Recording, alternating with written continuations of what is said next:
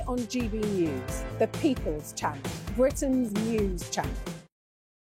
Join us every night on GB News at 11 p.m. for Headliners, which is 3 top comedians going through the next day's news stories, which is exactly what you need, because when the establishment has gone crazy, you need some craziness to make sense of it. Headliners. You don't have to bother reading the newspaper. We've got it covered for you. Every night at 11 p.m. and repeated every morning at 5 a.m. We won't send you to sleep like some of the other paper review shows out there. So join us 11 p.m. every night on GB News, the People's Channel, Britain's news channel. Tired of the usual focus-tested, pre-prepared Westminster runaround? Well, so am I. So you want higher taxes? Is your department to blame for this? Are you rethinking this policy? Every Sunday at 9:30, I'll be sitting down with those in power to get the truth about the issues affecting you. Let's be honest, we've known about the cost pressures of this project for years, not months. That's the Camilla Tominey Show, a politics show with personality. On GB News, the People's Channel, Britain's news channel. There's only 3 people you can trust in life. Your doctor, your lawyer, and your nana. I'm not sure. So join me, Nana Acquare, at 3 p.m. every Saturday and Sunday, where we discuss the biggest topics of the weekend. Be ready for battle. Could you be quiet? What is this? It's my new teeth. It's your new teeth. I don't bite. Well, not without a good reason. Always honest, always fun. Every weekend at 3 p.m. on GB News, the People's Channel, Britain's news channel.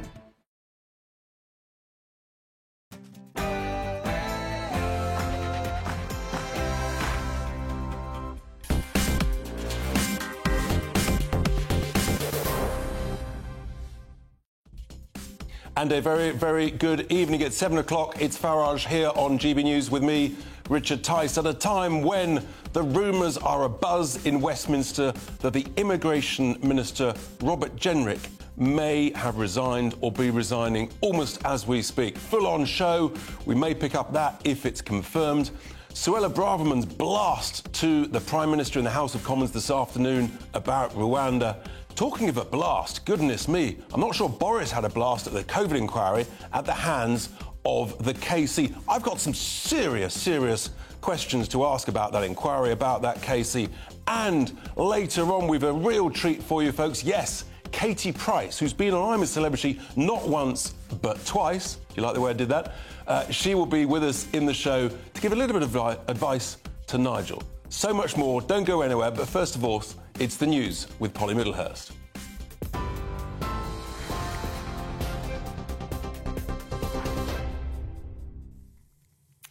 Thanks very much, Richard. Well, the top story tonight, the Home Secretary has been speaking about emergency legislation to process illegal migrants in Rwanda, saying it will prevent further legal challenges through the courts. Speaking in the Commons within the last hour, James Cleverly insisted that Rwanda is a safe country to process UK migrants inside and that UK legislation works alongside other government measures to end illegal migration. Meanwhile, some UK newspapers are reporting the Immigration Minister, Robert Jenrick, may have resigned. You'll have heard Richard Tice referring to that a short time ago. That isn't confirmed, but he was noticeably absent from James Cleverly's statement on Rwanda.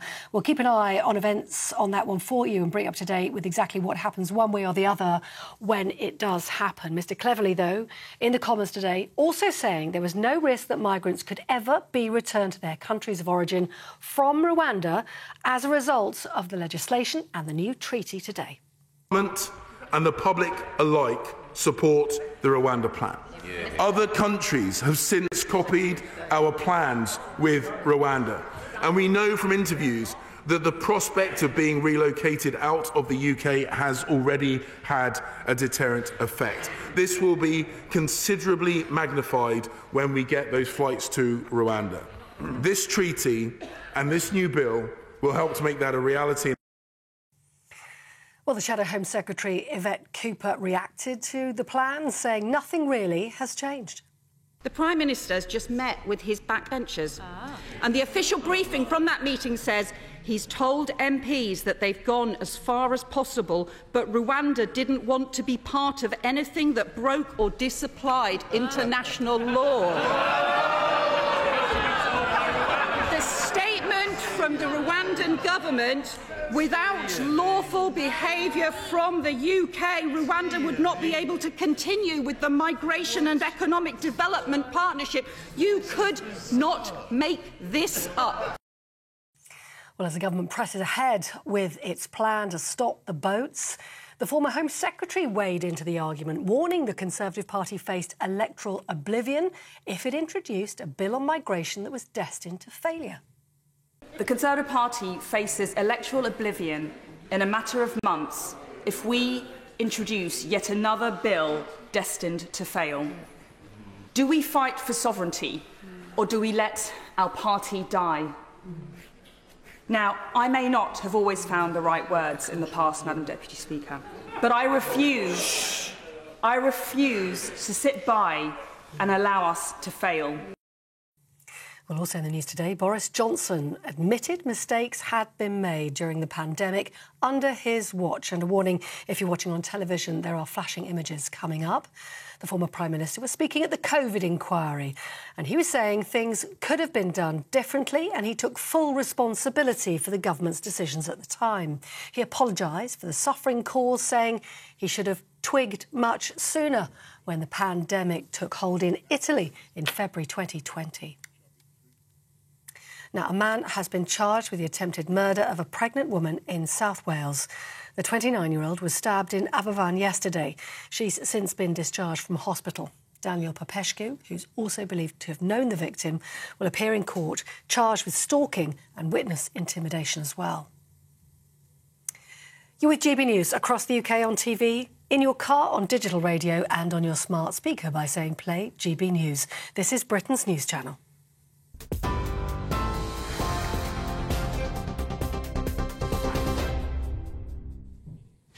Thank you, Polly, and welcome to Farage here on GB News. It has been yet another extraordinary day in the world of current affairs and Westminster politics. First of all, we've had the former Prime Minister, if you remember back to the days of Boris Johnson.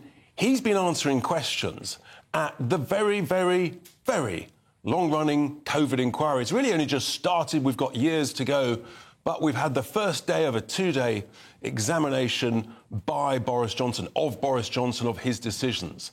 And quite extraordinary, really, what happened, because the barrister, one Hugo Keith, he seems to be adopting the attitude, not of what you might expect from an inquisitive King's Counsel, but more a sort of juvenile Robert Peston-type journalist type approach. Yes, it's all about the attitudes and the personalities and the gotcha question and, you know, who said what and what was the tone of this text or this WhatsApp messages, even though he said that wasn't what he wanted to do. It's frankly all he focused on.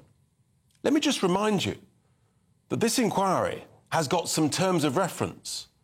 A key one is that it should produce reports and recommendations in a timely manner. Well, we're 1 year into about 5 years. So on that basis, it fails.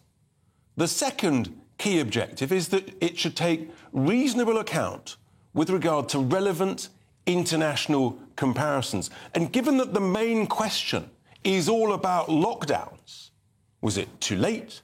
Was it too soon? Should we have done it at all? The relevant comparison is, of course, Sweden. No reference whatsoever by the barrister. So it seems to me it fails on that. He's just after gotcha moments. Never has he asked the Prime Minister yet in one day's evidence, Prime Minister, what lessons should we learn from this?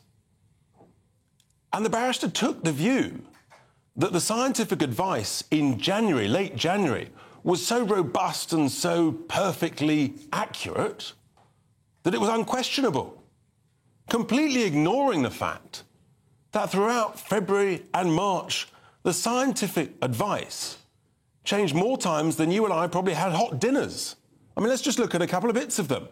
The data evolved. First of all, we heard from the scientists we weren't going to lock down.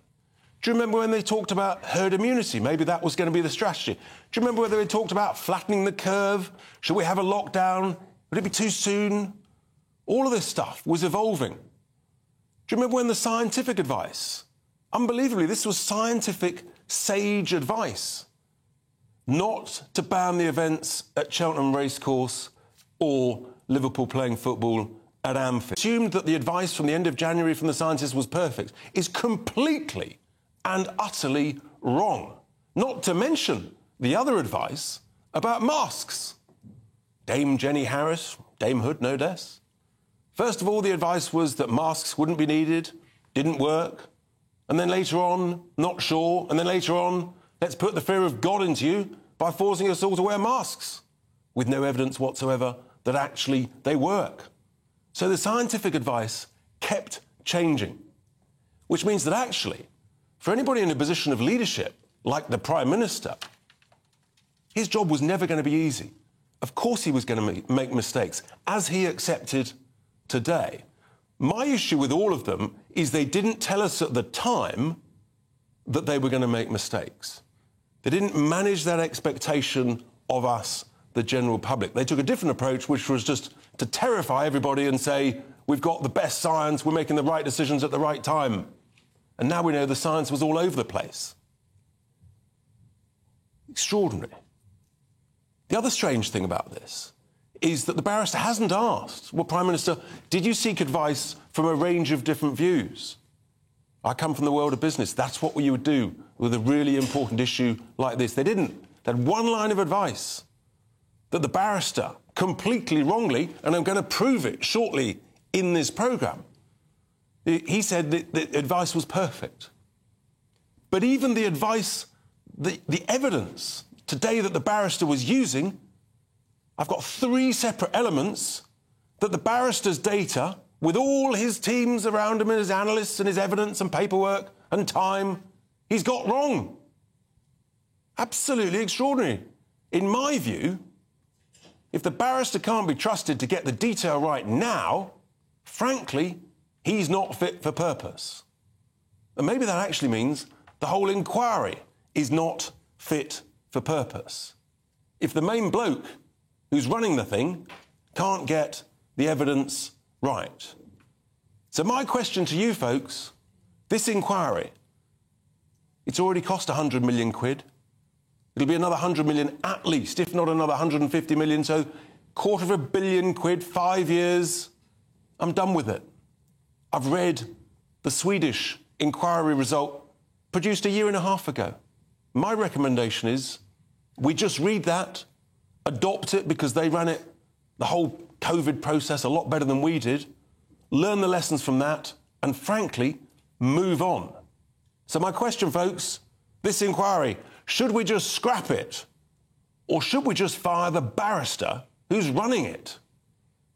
You know, there, email me, farage@gbnews.com, or tweet using the hashtag Farage on GB News. I want your views, of course. Delighted to be joined down the line, first guest of the show, by one Nigel Nelson, GB News senior political commentator, a man who knows a thing or two. Nigel, a very good evening to you. A busy evening, so much to talk about. But firstly, the COVID inquiry, I'm sure you enjoyed the barrister grilling the former Prime Minister.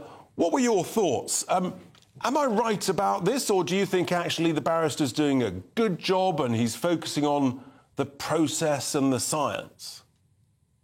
Well, yes. I mean, some of your characterisation there is not, I don't think, quite right. I mean, for instance, you are quite right. In the early days, we were talking about herd immunity. Patrick Vallance, the chief scientific officer, was on the radio speaking about that very thing. Well, what came out of the inquiry today was an agreement between Hugo Keith and Boris Johnson that herd immunity certainly didn't work, that by July of 2020, only about 6 to 7% of people had antibodies, so therefore had been infected. So herd immunity wasn't the answer. So yes, you're right, the science did keep changing. I'm not sure it had been terribly helpful to us all for the scientists to have come forward and said, oh, actually, we don't know what we're doing. But clearly, they didn't know what they were doing. And what the COVID inquiry is about is see if you can improve that process in case of a future pandemic. We had a 2-day evidence session from the former Prime Minister. Not once that I heard has the barrister said to the former Prime Minister, what lessons have you learned upon lots of time to reflect on it? Surely that's part of the process. Yeah, and I thought that that's actually what Boris Johnson did. That I was quite impressed with the evidence that Boris Johnson gave. Unlike other former ministers and ministers who've been before the inquiry, some of the aides like Dominic Cummings, Boris Johnson avoided blaming others for the mistakes that have been made. But he did accept that mistakes had been made. And so what we've got from on day one is sort of the lead up, if you like, to that first lockdown and how the decision were made. And it's that kind of process that the inquiry needs to actually establish and look into for its report. Again, it's the inquiry that will learn the lessons from this and say, right, this is the blueprint for future pandemics. Nigel, stay with you. We're going to come back to you. We may, if this news is confirmed, I want to come back to you later with regard to Robert Jenrick, who we think is in the process of resigning. I'm going to turn now to my studio guest, Molly Kingsley from Us For Them. Thank you for joining me in the studio. So you obviously have been following this inquiry very closely, I know. What are your thoughts about the barrister's performance today? Has he extracted useful information from Boris Johnson, and has he been accurate in the information that he's put forward, some of the key things that he talked about?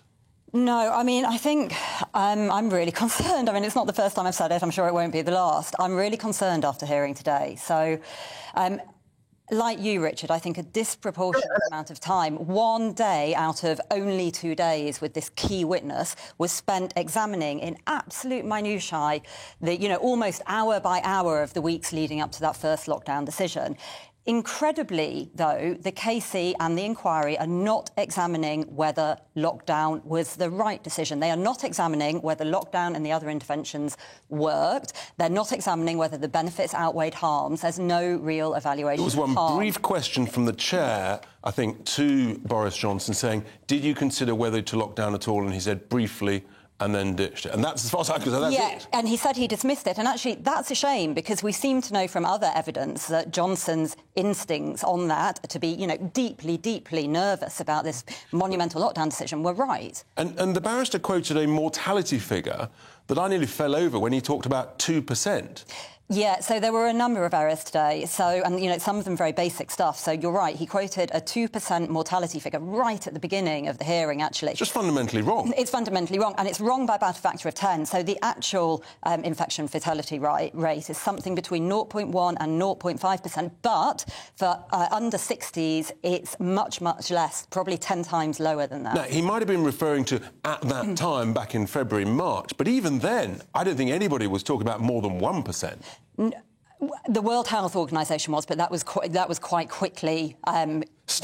Just stand by 1 second, Molly, because I think we're going to go to Polly Middlehurst to confirm the position with regard to the Immigration Minister. Thank you. We do have breaking news confirming that Robert Jenrick, the Immigration Minister, has resigned from his role. The Home Secretary made the announcement in the House of Commons a short time ago, confirming the rumours that had been circulating and indeed chatted about on social media through various media outlets. Mr Jenrick has sensationally resigned just after the Rwanda bill was published today. He's been in role since October, but this no doubt prompting much controversy in Westminster. Confirmation in the last few minutes officially that Robert Jenrick has resigned as Immigration Minister. Thank you for that, Polly. Nigel is still with us. Nigel Nelson, your thoughts just very briefly on that massively significant resignation, Nigel. That the Tory party is in the middle of a civil war between right and left, and Rwanda has now come to symbolise that civil war. Robert Jenrick appears to resign because we're not planning to leave the European Convention on Human Rights.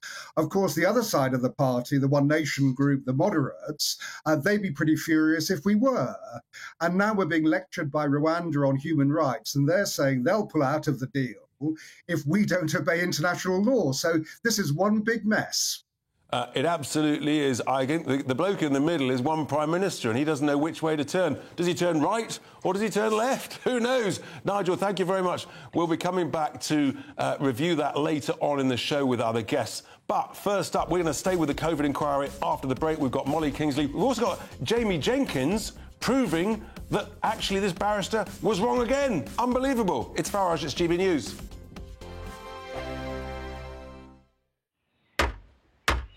Who is it? We're here for the show. Welcome to the Dinosaur Hour with me, John Cleese. I was married to a therapist. And you survived? I thought we were getting Hugh Laurie. Second best. You interviewed Saddam Hussein. What's that like? I was terrified. I'm playing strip poker with these three. Oh! No, thank you. My CDs need to be put in alphabetical order. Are you going to be problematic again? The Dinosaur Hour. Sundays on GB News.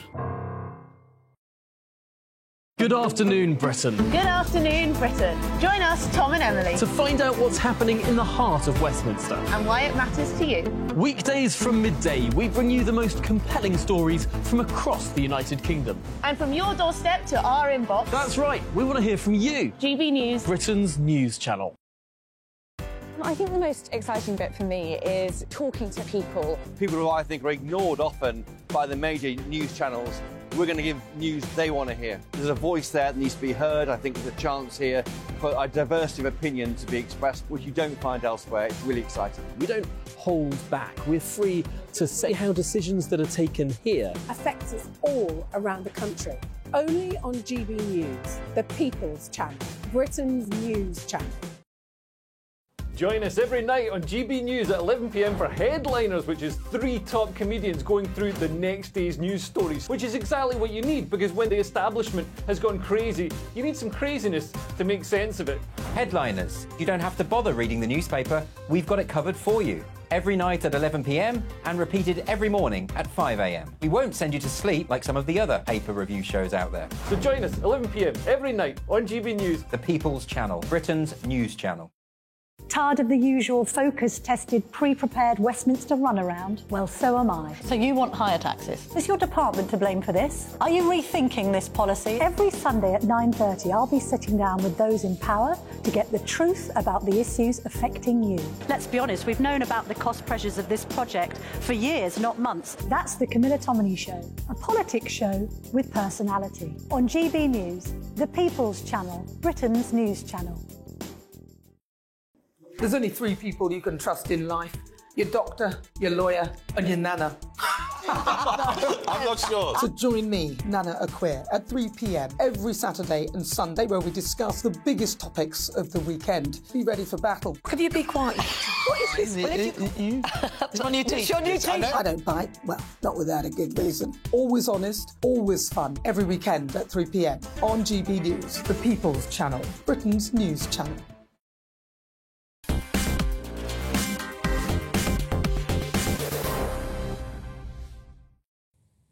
Welcome back to Farage. So my audience question, the inquiry. Have you had enough of it? Should we just scrap it? Chris says, yes, scrap. It's a monumental waste of money. Richard says, the barrister doesn't understand the correct process. The Sweden model worked and must be adapted for future similar events, and the stupid inquiry should be shut down. Brackets, let's save 100 million quid plus. Another viewer says, the idea of an inquiry is a good one, but only if the terms of reference widen and expansive to encompass all the relevant elements that drove the decisions. Well, I've just read out some of the terms, and they've already, frankly, failed them. I think everybody's pretty clear on that. Well, I'm delighted to be joined down the line by my first guest in this segment, Sir Anthony Seldon, who, of course, is the author of Boris Johnson, Biography Johnson at 10, that I have bought and also read. Sir Anthony, a very good evening to you. Thanks for being with us. Another monumental day.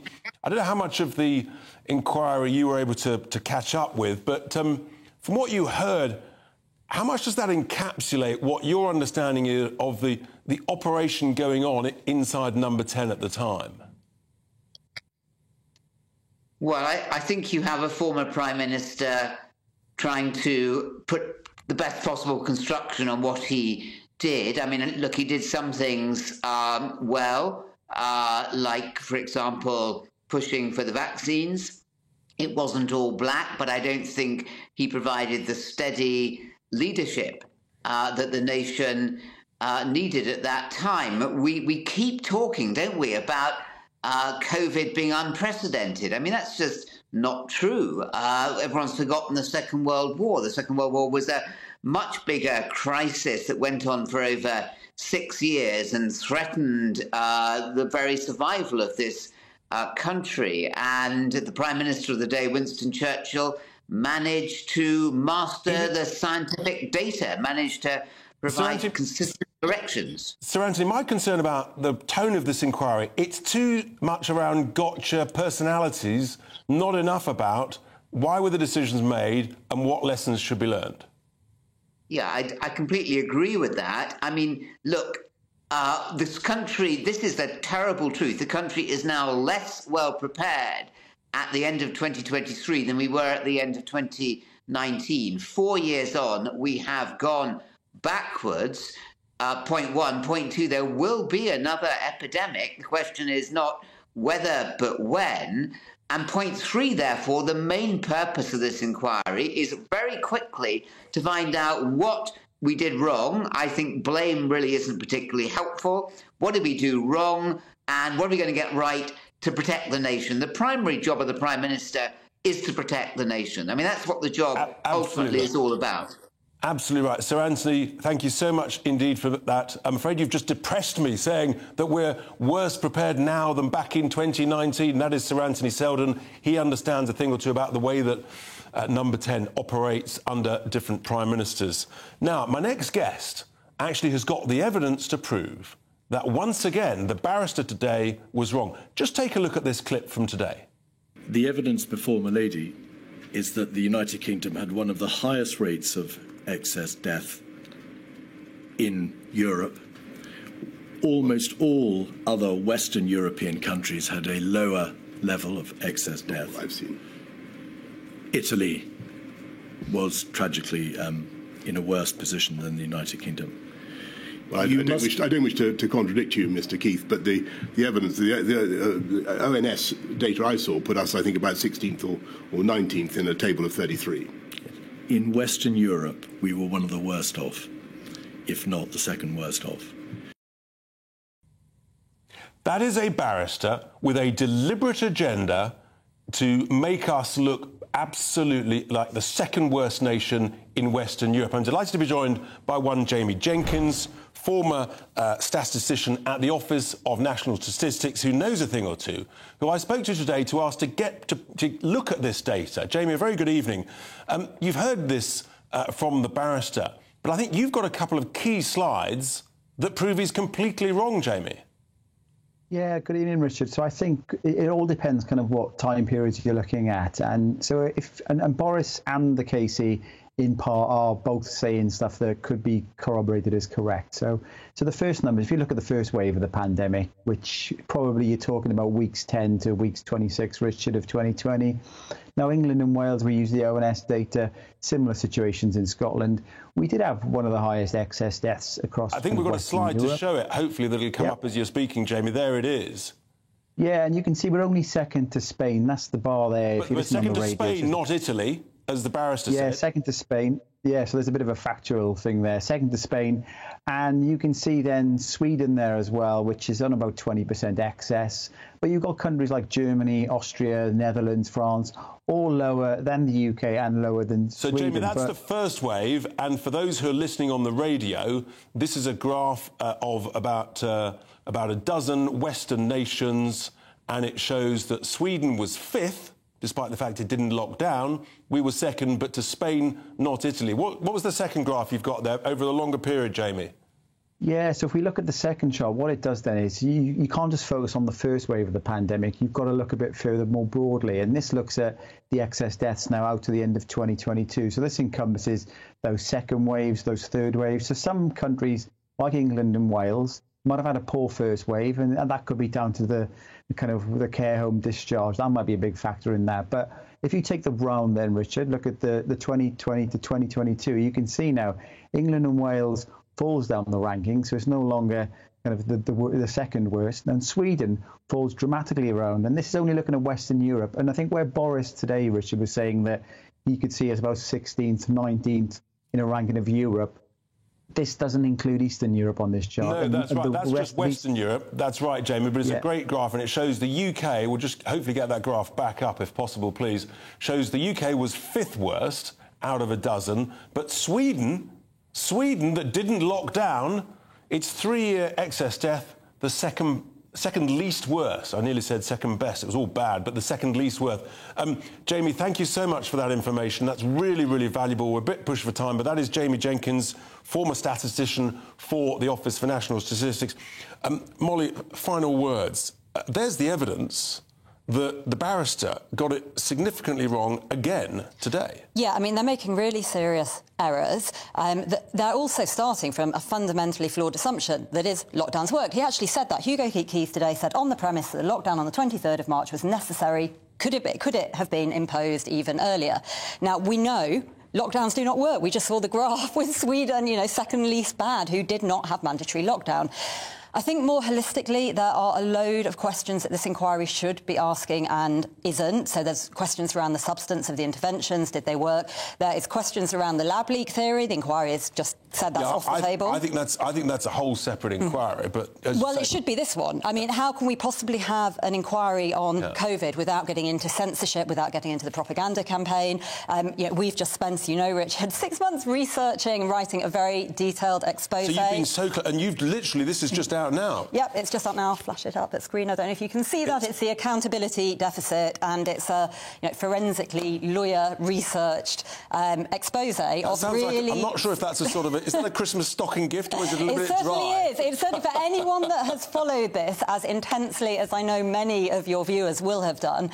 It really is, and it gets to questions that the COVID inquiry isn't. To give you one example, how many of your viewers know that there was an ethics committee that it looks like was deliberately silenced and then shut down by government when it started giving inconvenient all in there. It's going to be a fantastic advice. read. I'm going to read it over the Christmas break. Get it in your Christmas stocking if you want. Hopefully, Molly might even sign a copy for me. Who knows?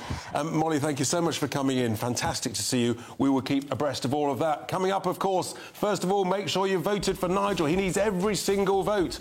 After the break, we're going to be talking about Suella's speech in the House of Commons today and this latest resignation. All of that, so much more on Farage on GB News.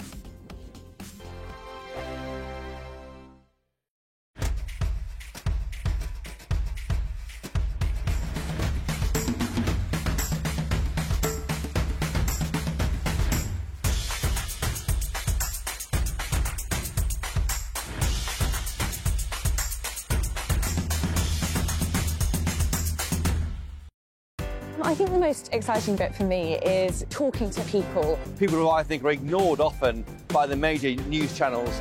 We're going to give news they want to hear. There's a voice there that needs to be heard. I think there's a chance here for a diversity of opinion to be expressed, which you don't find elsewhere. It's really exciting. We don't hold back. We're free to say how decisions that are taken here affect us all around the country. Only on GB News, the People's Channel, Britain's news channel. There's only 3 people you can trust in life. Your doctor, your lawyer and your nana. I'm not sure. So join me, Nana Acquia, at 3 p.m. every Saturday and Sunday, where we discuss the biggest topics of the weekend. Be ready for battle. Could you be quiet? What is this? It's my new teeth. It's your new teeth. I don't bite. Well, not without a good reason. Always honest, always fun. Every weekend at 3 p.m. on GB News, the People's Channel, Britain's news channel. I'm Michelle Dewberry, and I'm not here to tell you what to think. I'd much rather hear what you have to say. So, send in your opinions to gbviews@gbnews.com. Keep them clean, and you never know, I might read them out. With my panel here on Jubes & Co, we debate, we get stuck into the issues of the day on a show where all views are welcome, especially yours. GB News, the People's Channel, Britain's news channel. Join us every night on GB News at 11 p.m. for Headliners, which is 3 top comedians going through the next day's news stories, which is exactly what you need, because when the establishment has gone crazy, you need some craziness to make sense of it. Headliners. You don't have to bother reading the newspaper. We've got it covered for you. Every night at 11 p.m. and repeated every morning at 5 a.m. We won't send you to sleep like some of the other paper review shows out there. So join us 11 p.m. every night on GB News, the People's Channel, Britain's news channel. Who is it? We're here for the show. Welcome to the Dinosaur Hour with me, John Cleese. I was married to a therapist. And you survived? I thought we were getting Hugh Laurie. Second best. You interviewed Saddam Hussein. What's that like? I was terrified. I'm playing strip poker with these three. Oh! No, thank you. My CDs need to be put in alphabetical order. Are you going to be problematic again? The Dinosaur Hour. Sundays on GB News.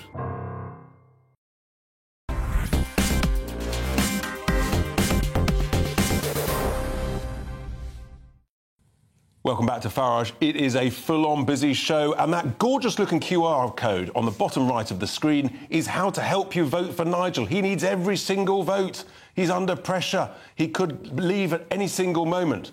So we need your vote, that is for sure. Now, talking of votes, people gaining votes or losing them, just take a look at the former Home Secretary in the House of Commons today with a little bit of a blast.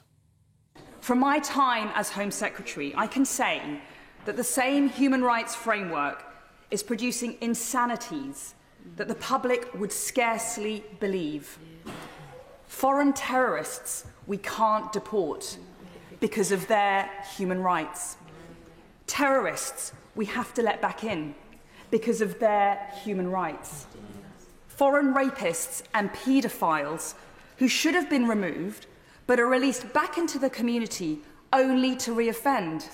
Yep, because of their human rights. The Conservative Party faces electoral oblivion in a matter of months if we introduce yet another bill destined to fail. I don't know about you folks, that makes me fuming with anger that the human rights of the rapists and the murderers appears to override the human rights of us tax-paying, hard-working British citizens. Well, let's go to my next guest, David Campbell-Bannerman, former Conservative MEP and I think you're running the Grassroots Conservative Organisation. You could have quite a lot to do, David. A very good evening. So what do you think? I mean, that blast from Suella Braverman about what goes on in the Home Office that, frankly, we weren't aware of is deeply shocking and fury-making.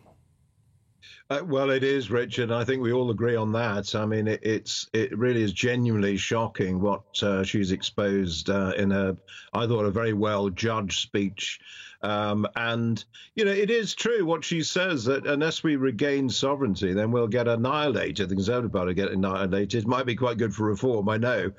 But it's very, very serious. But, yeah, these are really shocking examples of where we lost control, where human rights just trumps the rights of ordinary citizens and puts their lives at risk from terrorists and criminals and a whole, other crowd of people. So the situation is very serious, and I'm not surprised we've got a resignation tonight in Robert Jenrick. Well, let's just touch on that. So Robert Jenrick's resigned. It's not totally clear yet. I haven't seen the letter, but that may be just out as I'm on air, as to whether he's resigned over concerns about the latest published Rwanda bill or the unspoken in her speech, because she didn't refer to the mass immigration coming here legally that essentially happened on the Conservative government's watch. Yeah, she was focusing on illegal immigration mostly today, you're right. I've only just seen the letter, actually, and the thrust of it is that he was annoyed about the Prime Minister apparently not opting out of the ECHR side of things, just a Human Rights Act, as far as I can read. It's very early days. And as a result of that, he's resigned. So you've got on the front page of the bill about, that this doesn't actually comply or may not comply with the ECHR. Well, that's not enough, obviously, for Robert Jenrick, and I think it's a principal resignation, and it's very, very serious for Sunak.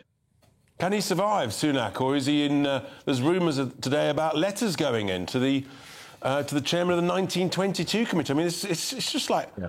It's like it's sort of Groundhog Day all over again. Does this happen every 6 or 12 months, David? What's going on? Well, I know it is extraordinary. It would be the fourth leader in a year. But I would welcome it, to be honest. I'm afraid I don't think he's enjoying himself. It's desperate measures. We're 20% behind in the polls. A lot of our CDO members, Conservative Democratic Organisation members, even they are questioning whether they can support the Conservatives or go off to reform. As I say, you'll be glad to hear. But no, it's a desperate situation, and I don't think Sunak will survive it, to be honest. Wow. I think there will David, be. it can't be right for the country to have another unelected Prime Minister, in my view. I suspect we could be heading to a general election in the spring, not next autumn. David, time is against us. So much going on. I really appreciate you coming on with your thoughts there. That's David Campbell-Bannerman. In the studio, one Patrick Christie with some other extraordinary news. You've got a breaking story later on, I think. Yeah, absolutely. It's a massive exclusive. The timing of this could not be better. We dispatched Mark White, our Home Security Editor, to Calais. And what we will reveal between 9 and 11 o'clock tonight on Patrick Christie's Tonight blows the lid off Rishi Sunak's claims that anything whatsoever that he's done has deterred the numbers of people. And I think we may have a brief clip just to sort of tease into it.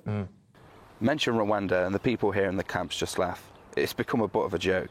The threat hasn't put them off because no one here thinks for a second they're heading back to Rwanda if they make it to the UK. Yeah, exactly. So the numbers of people waiting to cross the channel are as bad as they've ever been. What? Yeah, as bad as they've ever been. Rwanda is the butt of the joke for migrants, and we also reveal the tactics that human traffickers are using now that the French say, despite all the money we're sending to them, there is nothing they can do about it. For all this hoo-ha today about Rwanda, it doesn't matter, because nothing's working anyway. So it's completely irrelevant. The government thinks it's relevant, but actually it's the butt of a bunch of jokes on the French coast by the migrants. There's a lot of this tonight, 9 to 11 p.m. on my show, Patrick Christie's Tonight, and frankly, it beggars belief. It beggars belief. Patrick, that is going to be exciting to watch. Thank you very much indeed. Coming up after the break, I mean, that is just such shocking news. But we've got to talk about Nigel. We've got to keep him in the jungle. I mean, we want him back, but we need him to win first. We have got Adam Cherry down on the Gold Coast and the one and only twice contestant, Katie Price. Don't go anywhere. Your weekend starts here with Friday Night Live with me, Mark Dolan, 8 till 9 on GB News. Big stories, big guests and big laughs as we get you ready for a cracking weekend. That's Friday Night Live with Mark Dolan. Fridays 8 till 9 on GB News. Bring your own drinks. The admission's free.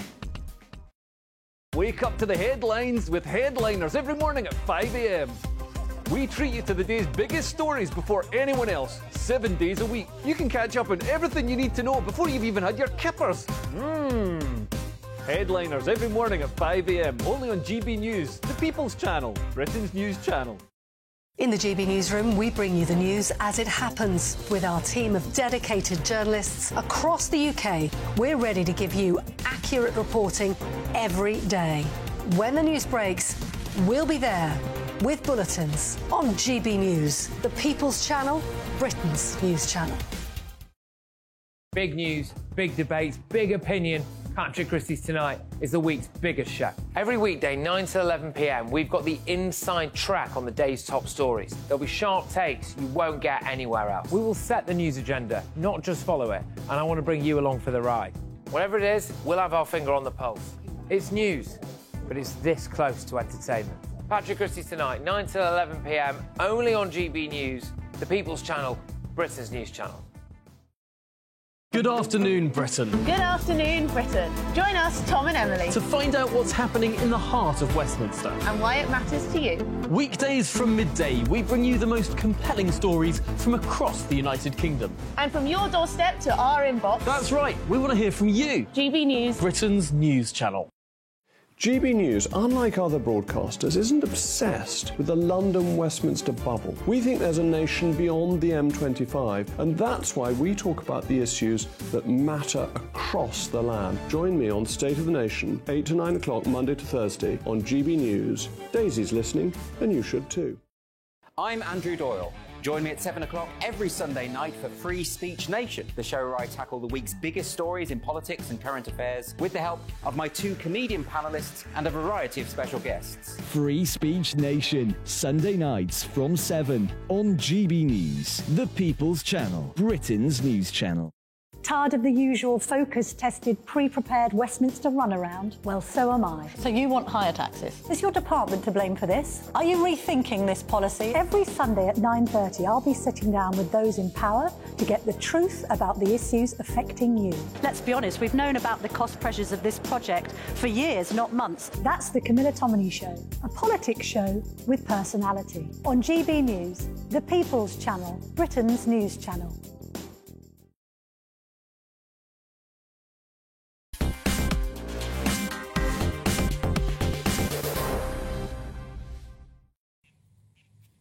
Welcome back, my friends, to Farage for the last segment. It's been full on. We've been talking about the COVID inquiry. We've got resignations going on. We've got the former Home Secretary. She's been putting her penny's worth in the House of Commons. And, of course, we need to know the penny's worth down in the down on the Gold Coast, down under, where our GB News reporter Adam Cherry is, you know, he's got a tough time, hasn't he? I mean, does anybody feel sorry for him?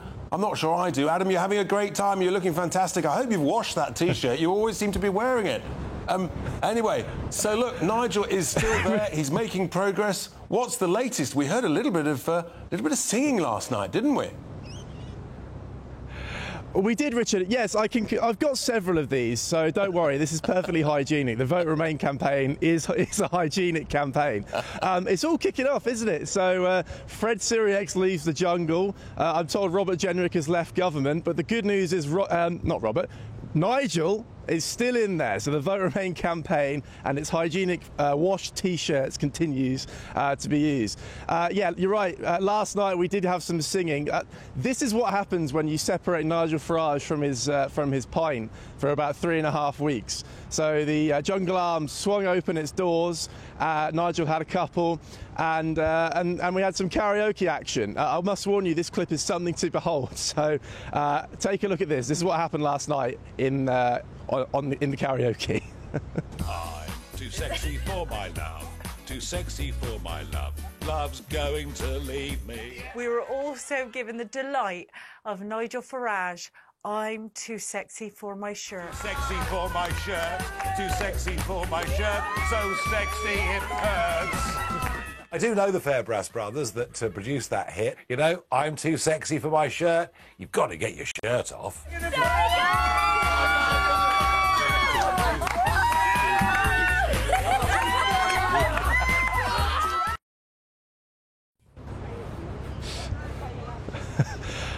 Look, I hope the Daily Mirror was watching that, because they just ran that splash, didn't they, saying Nigel's too boring, ITV can't find any footage. I don't necessarily know what that was, but I wouldn't describe it as boring, Richard. It was definitely something. We're just a couple of hours away from the next eviction. As always, we've got the QR code. You can you can use the app, vote on your phone. It's Vote Remain. Let's keep this party going. Absolutely right, Adam. There's nothing boring about that. I think it's fair to say that Nigel's voice sounded a little bit hoarse. Whether that's not his singing voice or whether that's the effect of what he's been eating for the last couple of weeks, or maybe just a lack of claret or a lack of beer. I'm not quite sure, but I'm not sure he's going to win any singing competitions. Are you? I doubt it, Richard. I very much doubt it, but you never know. Fantastic. Adam, keep up the great work down there. Thank you very much. Keep us well informed. Keep the clean T-shirts coming on as well. So much going on there.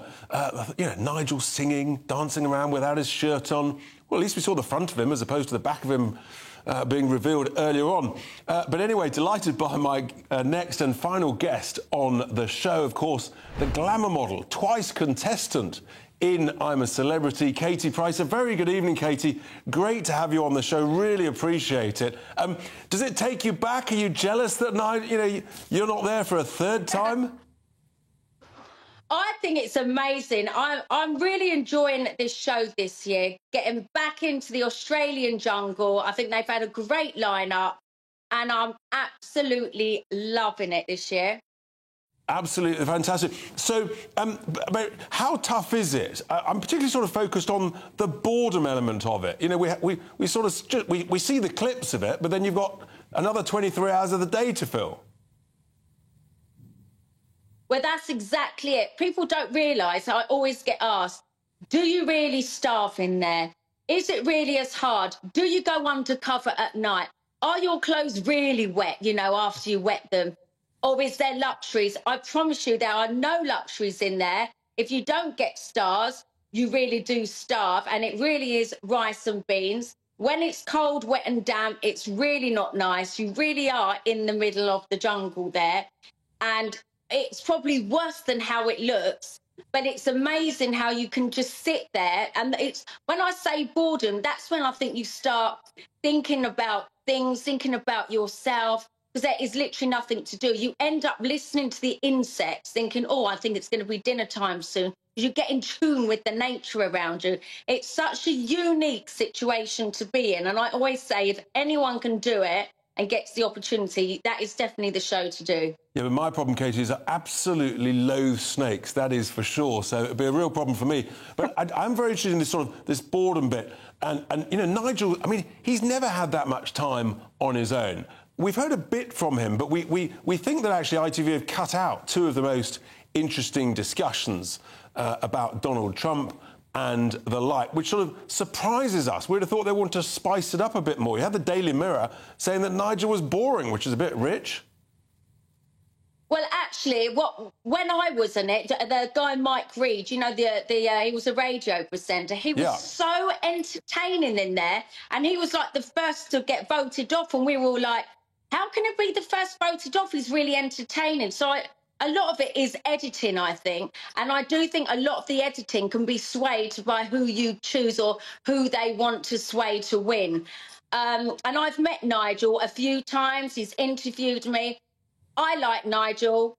You know, the politics side, I stay out of. As a person, I've got no problem with him and I like him. And what people have got to remember, when you are in that jungle, it shouldn't matter what you do for a living. You're all in there together, surviving, all stripped back.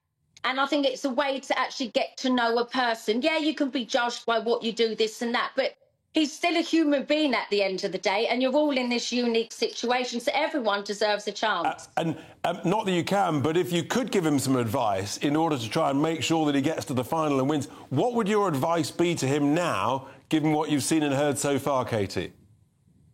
Well, if I'm honest watching it, I love his little smirk. He has survived three evictions, whatever you want to call them. Like, he's in there and he's smiling. So if he was hated that much, he would have been out first. So whatever he's doing is right. Support him. He'll probably survive tonight as well. Who knows? He could get through to the final. So who knows? People obviously like watching. Yeah, why not support Nigel for the final? So Katie, just to be clear, you're backing Nigel all the way. I like Nigel. And I will back him all the way. And if you want to know my three people in the final, it could be Nigel, I think Josie and Sam, and maybe Tony. But yeah, if Nigel hasn't been voted out already, he's on his way to be in the final. Oh, that'd be absolutely fantastic. And if they ask you to come back for a third time, I don't know if that's ever happened before, Katie, would you do it again, or is twice enough? Third time lucky. I would never turn it down. I would never turn it down. It's such a unique experience. Just everything about it. I would never turn that show down. I think it's amazing. All right, Katie, thank you so much indeed for your thoughts. You heard it there first from someone who's already done it twice, folks. Katie wouldn't turn it around. She's backing Nigel, thinks he's got every prospect of winning. I have to say, I think I would turn it down. Not very good with reptiles. And look, here we are. This is how you vote. Make Nigel king of the jungle. If you've got the app, you get 5 free votes. There's the QR code.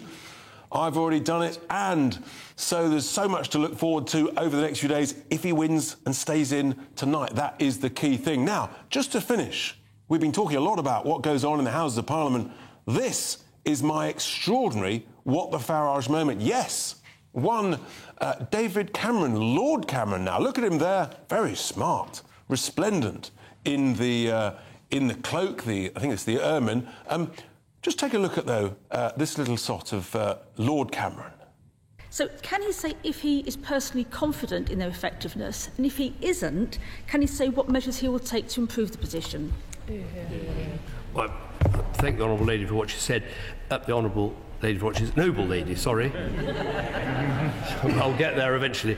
I haven't asked the office specifically for a sort of analysis of the weakness of the sanctions and travel bans and asset freezes that we put in place, but with the question she asked, I'm very happy to go and do that to see if there are ways that the system isn't working. I think with all these things we have to sense check them.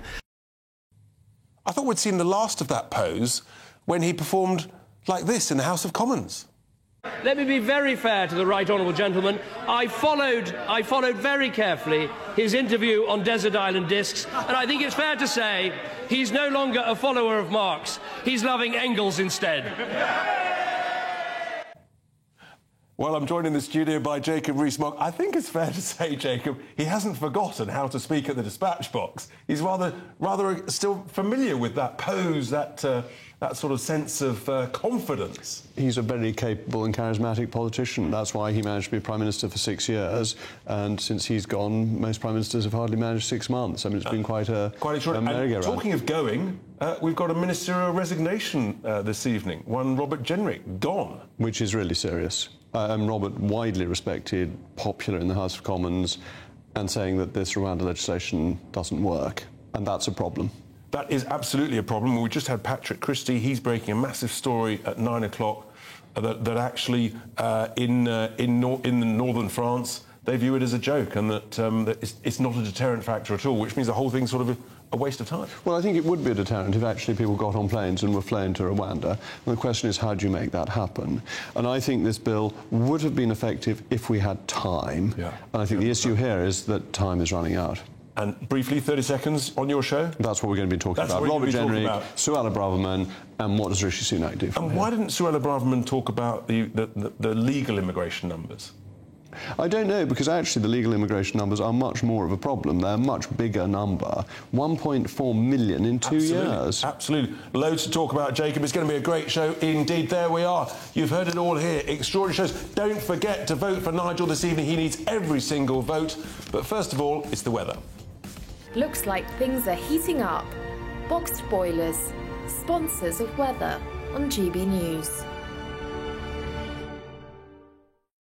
Hi there, it's Aidan McKibben here from the Met Office with the GB News forecast.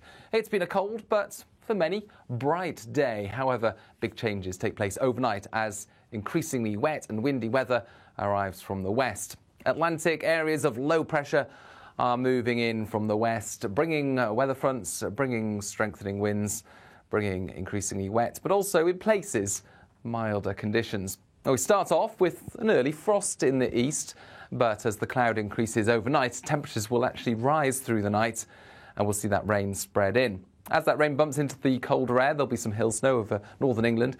Parts of Scotland as well could affect some higher routes first thing Thursday, but quite quickly through the day, having seen some icy patches and some snow over the hills, we'll see the mild air sweep in across the UK, turning the rain to rain at all levels. And actually, it is going to be a soggy day for most of us, with that rain heaviest in the west, strengthening winds, risk of gales for western Scotland.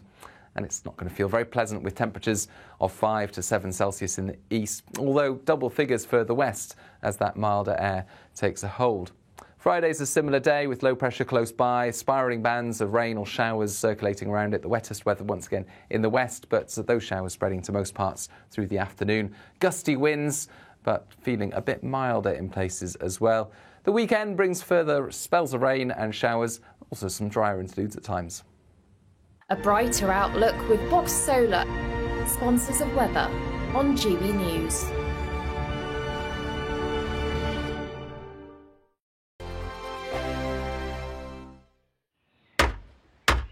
Who is it? We're here for the show. Welcome to the Dinosaur Hour with me, John Cleese. I was married to a therapist. And you survived? I thought we were getting Hugh Laurie. Second best. You interviewed Saddam Hussein. What's that like? I was terrified. I'm playing strip poker with these three. Oh! No, thank you. My CDs need to be put in alphabetical order. Are you going to be problematic again? The Dinosaur Hour. Sundays on GB News. Good afternoon, Britain. Good afternoon, Britain. Join us, Tom and Emily, To find out what's happening in the heart of Westminster. and why it matters to you.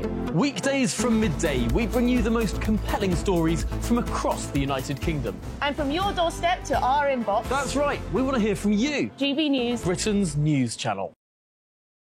I think the most exciting bit for me is talking to people. People who I think are ignored often by the major news channels. We're going to give news they want to hear. There's a voice there that needs to be heard. I think there's a chance here for a diversity of opinion to be expressed, which you don't find elsewhere. It's really exciting. We don't hold back. We're free to say how decisions that are taken here affect us all around the country. Only on GB News, the People's Channel, Britain's news channel. Join us every night on GB News at 11 p.m. for Headliners, which is 3 top comedians going through the next day's news stories, which is exactly what you need, because when the establishment has gone crazy, you need some craziness to make sense of it. Headliners. You don't have to bother reading the newspaper. We've got it covered for you. Every night at 11 p.m. and repeated every morning at 5.